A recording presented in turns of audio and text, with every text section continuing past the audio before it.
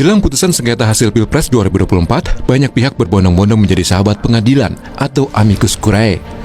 Terakhir, Senat Mahasiswa Sekolah Tinggi Filsafat Driyarkara mengajukan diri sebagai amicus curiae ke Mahkamah Konstitusi. Dalam surat amicus curiae, Senat Mahasiswa STF memohon Majelis Hakim MK mengabulkan seluruh permohonan kubu Anies Muhaimin dan Ganjar Mahfud. Menurut mereka, proses Pilpres 2024 telah memunculkan wajah penyalahgunaan kekuasaan. Kami simpulkan bahwa pemilu 2024 telah memunculkan wajah penyalahgunaan kekuasaan. Maka saya memohon agar Majelis Hukum dan Hakim di Mahkamah Konstitusi dapat melihat bahwa pikiran luhur ini tentang kesetaraan, tentang transparansi, proses demokrasi, dan juga asas ketidakcurangan harus tetap diprioritaskan. Dan yang ketiga, kami memohon kepada hakim-hakim Mahkamah Konstitusi Republik Indonesia untuk mencegah dan memberhentikan praktik-praktik pemusatan kekuasaan di eksekutif.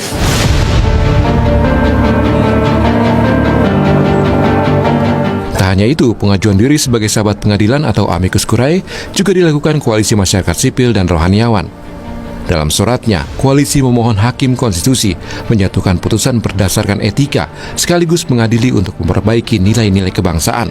Sampaikan kepada Mahkamah Konstitusi dengan harapan ini menjadi salah satu butir-butir pertimbangan mengetuk hati nurani agar supaya para hakim Mahkamah Konstitusi yang mulia bisa benar-benar memakai akal yang sehat dan sebagai bangsa beragama dan dia dengan etika keagamaan yang tulus, para spiritual yang tinggi, sehingga bisa memutuskan keputusan tanggal 22 April dengan seadil-adilnya, imparsial.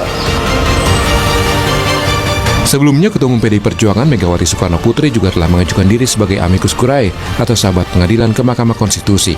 Pengajuan amicus curiae ini ditulis dalam sebuah surat yang ditulis tangan dan ditandatangani langsung oleh Megawati Soekarno Putri dan diserahkan Sekjen PDIP Hasto Kristianto ke MK. Ini ada seluruh pertimbangan-pertimbangannya yang disampaikan oleh Ibu Megawati sebagai amicus curiae dan kemudian ditutup dengan tulisan tangan. Rakyat Indonesia yang tercinta, marilah kita berdoa.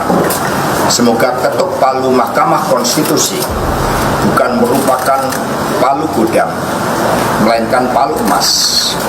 Seperti kata Ibu Kartini pada tahun 1911, habis gelap terbitlah terang, sehingga fajar demokrasi yang telah kita perjuangkan dari dulu timbul kembali dan akan diingat terus-menerus oleh generasi bangsa Indonesia.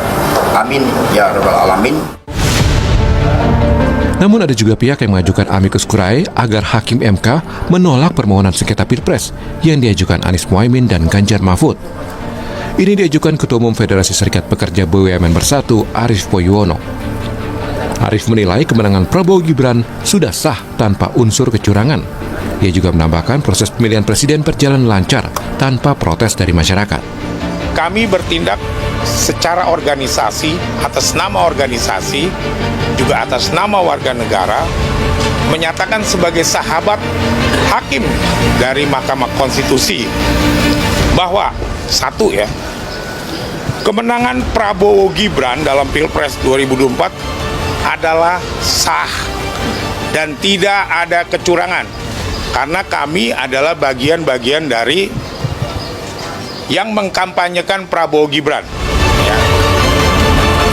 Pengajuan amicus curiae baru terjadi di Pilpres 2024. Mahkamah Konstitusi telah menerima 23 pengajuan amicus curiae hingga 16 April 2024.